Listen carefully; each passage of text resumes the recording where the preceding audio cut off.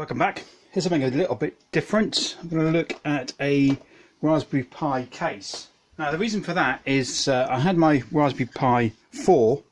I've had it for ages, and this is a nice little case. To be honest, it is quite cool, but it's I just found that I wasn't really using it. I don't quite know why, and then I realised that it's cool, but it's kind of too small, which sounds a bit odd, but it's just a bit too small. I don't know how to describe it. Hang on, before we go any further, let me take this thingy out. So I had it running for a while as a little gaming machine. I had a fan on it and stuff. I put some heat sinks and stuff. That's all gone a bit haywire, but yeah, it was working fine. There's nothing wrong with it at all, but for some reason I just wasn't using it, and I think it's because it's too small and doesn't have additional expansion and cooling and all the rest of it. There was a fan in there at one point that hooked up to the GPIO and stuff. It was all a bit nah. I mean, this is an aluminium case. It's not bad. It's not a bad case, but I don't know. It just didn't look. I just didn't use it. Having a look online, there's millions and millions of cases for a Raspberry Pi, but most of them, the fancy looking desktop cases, are for Pi 5s. I don't have a Pi 5 here, so let's take a look. This is not an unboxing one. I mean, there's going to be other better videos for unboxing. I just want to actually get it done. Oh, there's a power adapter there with a European plug. I guess that might be useful if ever I go on holiday.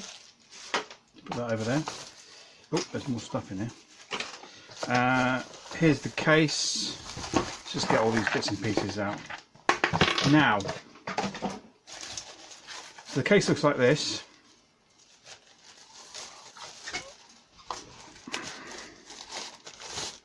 I think it looks quite cool. I mean, obviously it's got some stuff on there to protect it, but that's a nice bit of kit. I like that.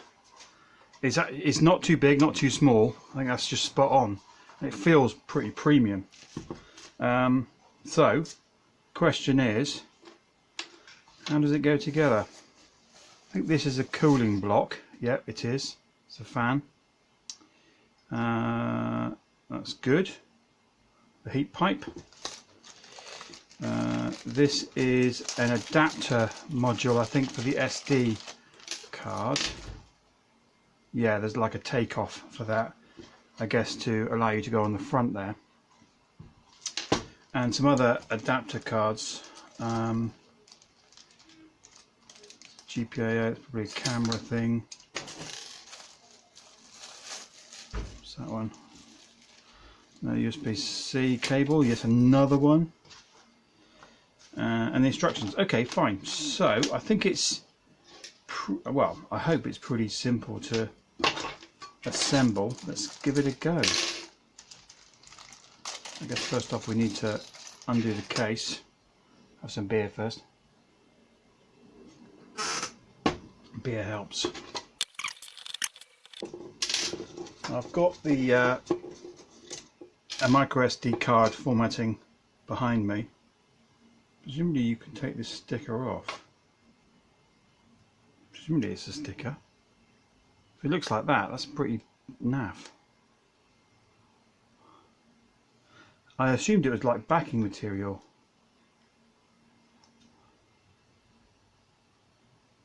Yeah, it is, yeah. Yeah, you just peel that off. That's cool. I'm going to leave that where it is for to make sure that it doesn't get ruined.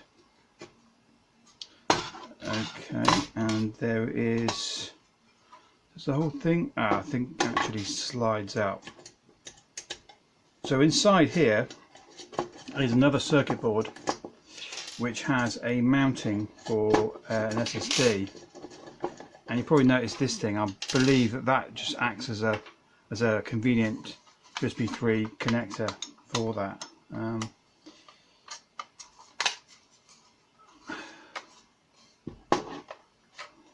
Okay. Oh, so it doesn't slide out. I've got to actually undo it.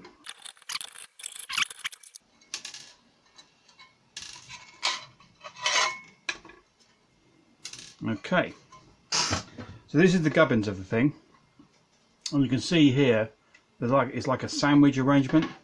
So underneath here, if we separate these halves, you'll see that there's mountings for a drive. I think it's actually I think it's not a size, it's an M2. Let me see whether I can expose that bit. Right, that's oh my god, it's like a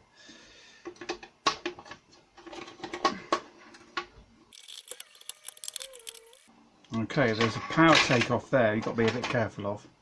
That acts as a sandwich. So that's the underside. So that goes on there like that, and I believe the Pi, you see there's an audio jack there, so the Pi will connect into there, and everything else just sort of, you know, marries up. So that's really quite a neat solution. So let's see if I can find a M2. Okay, so I found a 128 gig M2. So now I don't know, I think I've probably got to remove those heat sinks.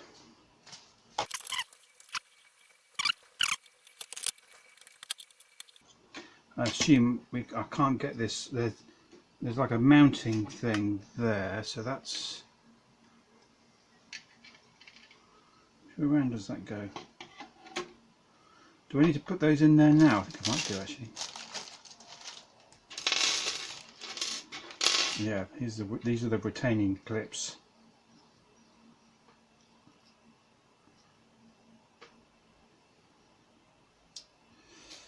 And there are some screws in there.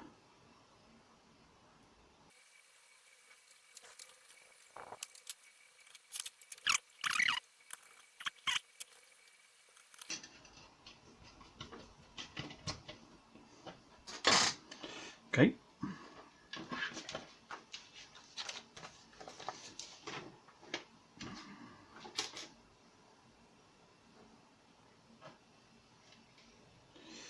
So we need to put the adapter in, apparently, which is like that. Okay. And then we put that, so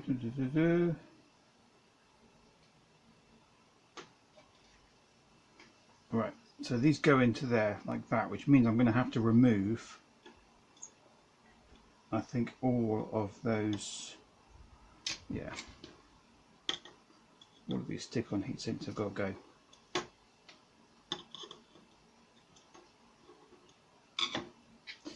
Now, where is the thermal pad? I think it's that one there.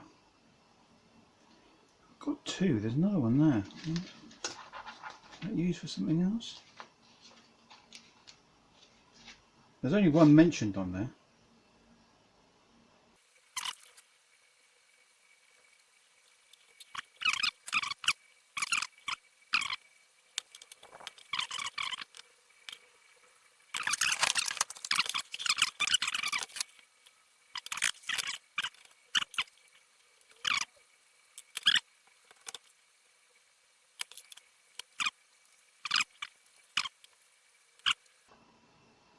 There's this T-shaped business. Has to go between those two for electrical conductivity. Very nice, very nice. Look at that. That's really quite cool. Okay. So next, this stuff gets mated together. So we're upside down.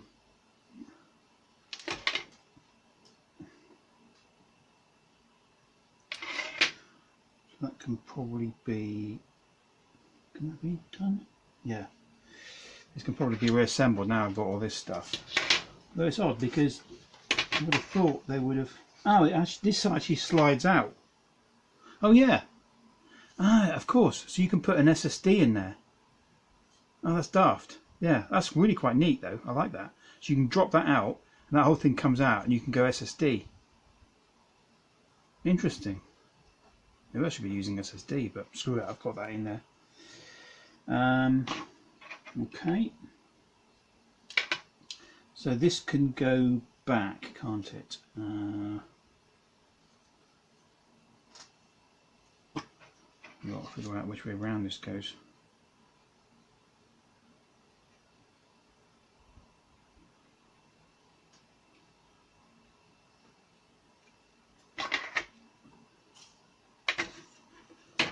So where's the button? So that's that way, and then this one is that way there, and there is a that power connector you have to be careful of. Alright, so that's now assembled there, and then this thing is mated into here. So that is the fan takeoff, which is all very convenient and lovely.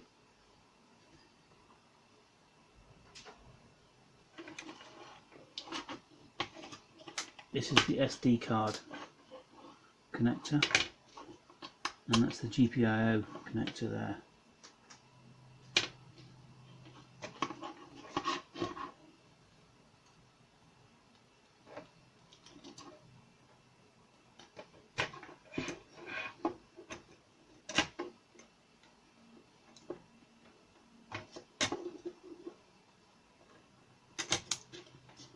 That's that one on.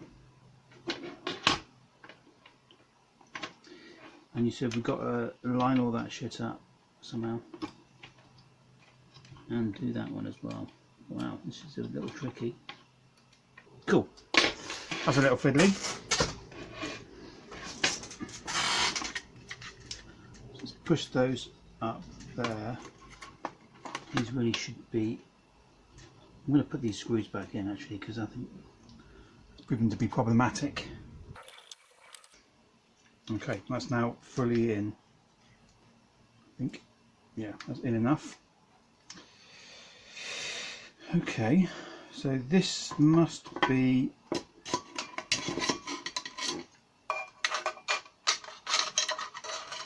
which way around does it go in? It must be that way around. So the standoffs actually go into the Pi itself. Okay, so it is actually all screwed up, as it were.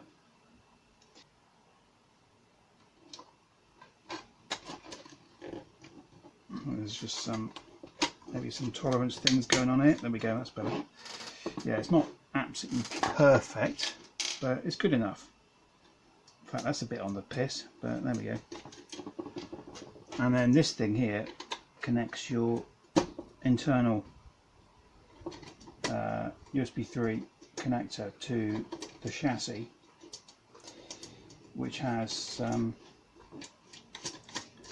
well, I guess it has the infrared stuff, some power management stuff, and most importantly connections to full-size HDMI, which for me was quite important. Nice. I wonder if it works.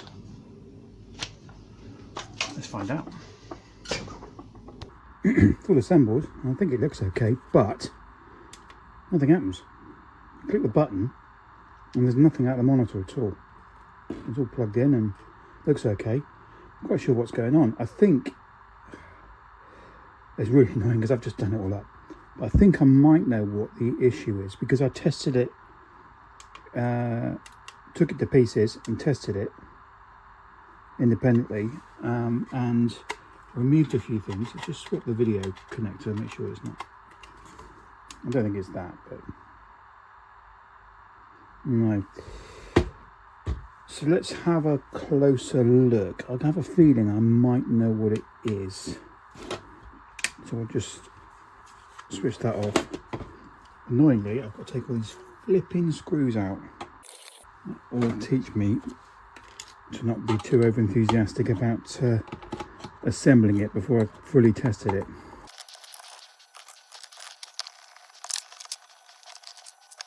I'm going to remove the GPIO header. Okay, so that's removed. I'm not going to put this back in the case. It might be the case that's shorting it, but I don't think so. It seems to start up, or at least the light comes on. Let's put the bare minimum in here. So we'll just do the keyboard. I mean, the mouse is in, sure, but that's not bare minimum, but it's minimum enough. So we'll put that in there. We'll put a video cable. We're not going to bother with Ethernet or any of that stuff. Okay. So let's do that. Do that. So that's a GPIO removed. Ah, that's now come up. Okay, let's put this little adapter. So maybe this other board is dead.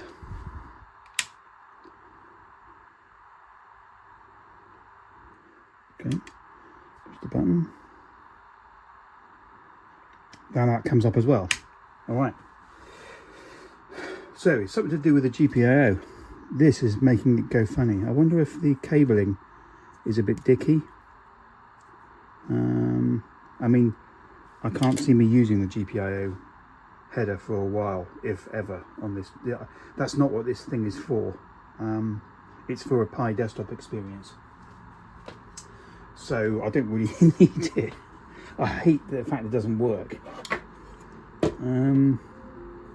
But the other thing is that I actually got some things I want to do with it. So maybe for now I'm just going to leave that off. If I shove this back in here, wow, the plot thickens. It really does. So I've had to basically unplug everything to try and get it working. This unit, the Pi4, does start up, but only when it's unplugged from everything else. Now I have managed to get it to work. So if I do that now, you can see it's starting to flash. There's activity. And the screen over there has just gone on. So that's actually booting now. Very strange. It's good because it's not broken. But if I just plug it in a bit more, mess with it a bit more, and I do that, you get the activity light sort of comes on and fades, and it doesn't boot.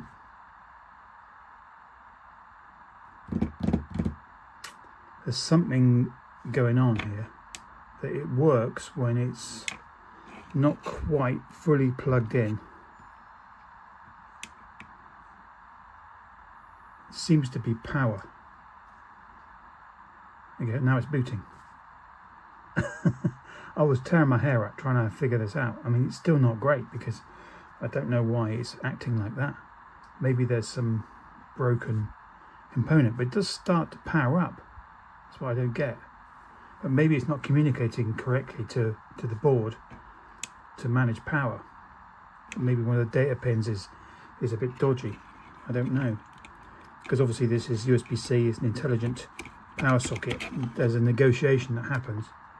So maybe it's something to do with this, or maybe it's something to do with the Pi itself. I'm going to squirt some contact cleaner in there.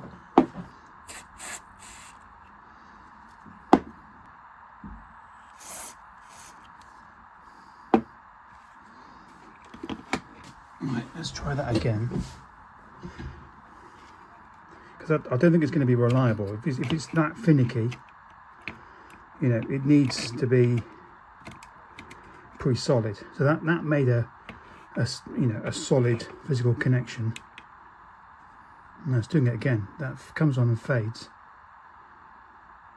If I stop this and just put a little bit of mechanical pressure on it and start it up. Nope. Try the other way. Don't like doing this, but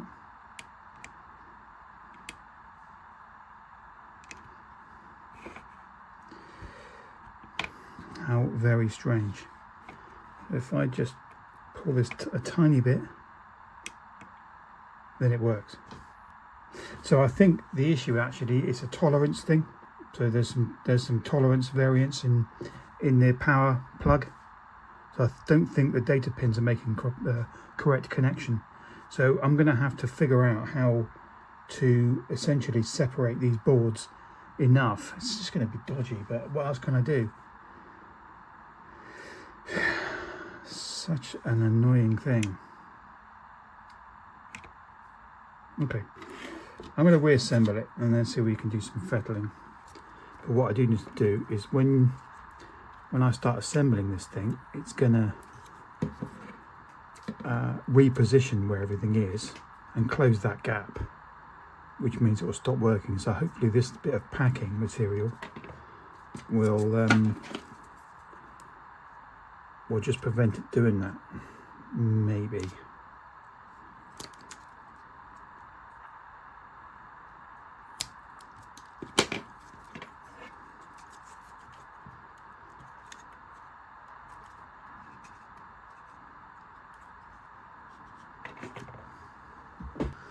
So I just need to plug that in before I put the top shield on. Yep, that's working. It's good.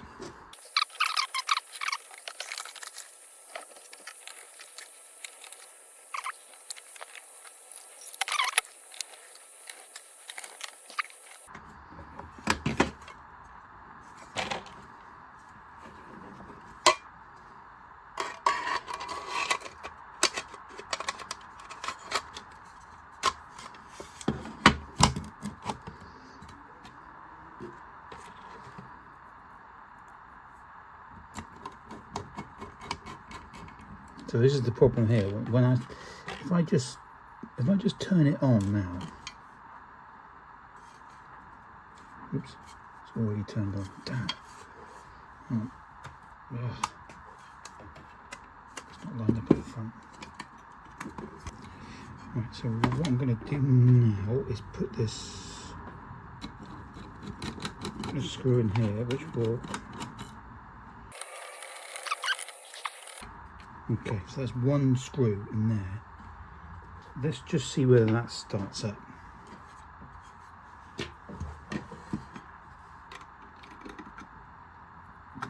Put this in as well. So make sure that it's mechanically close to what it's going to be when it's ready. Okay.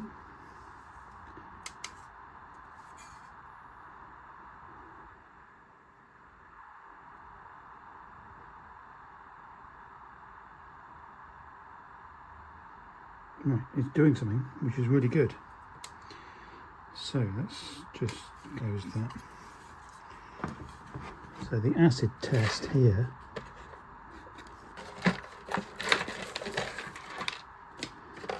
is what happens when we start putting more screws in.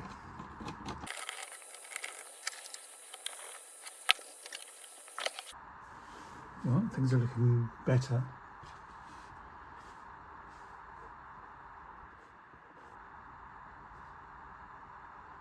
Nice. So this is now booting from the SSD, which will be a lot quicker. Let's just switch that off a minute and plug everything else in.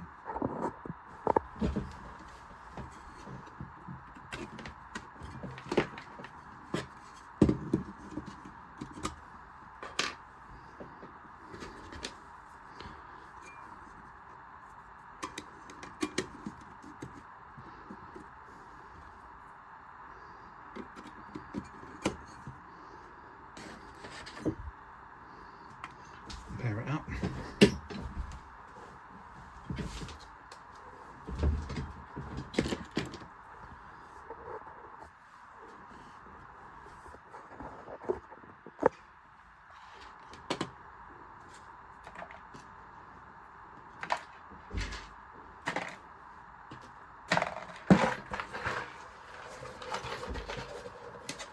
Yeah, it's annoying that micro SD card isn't working, but hey, it's crap anyway. And if I want one, I have an external device, it's fine.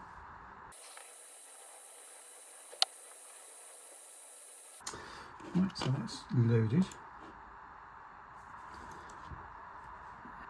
Let's run the same test. So this bench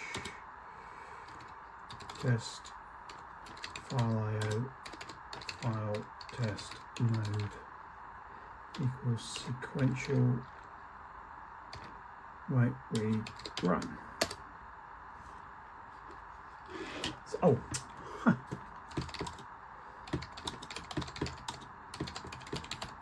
haven't actually installed it yet.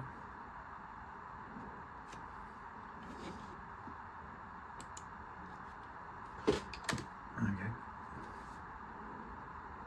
I like the fact you've got the activity, hard drive activity light on the front panel. I guess that actually would be all USB activity, but you know, better than nothing. So let's do a test. So the original Pi4 test, the megabits per second was 14.5, so that's 27.8, which is a lot better.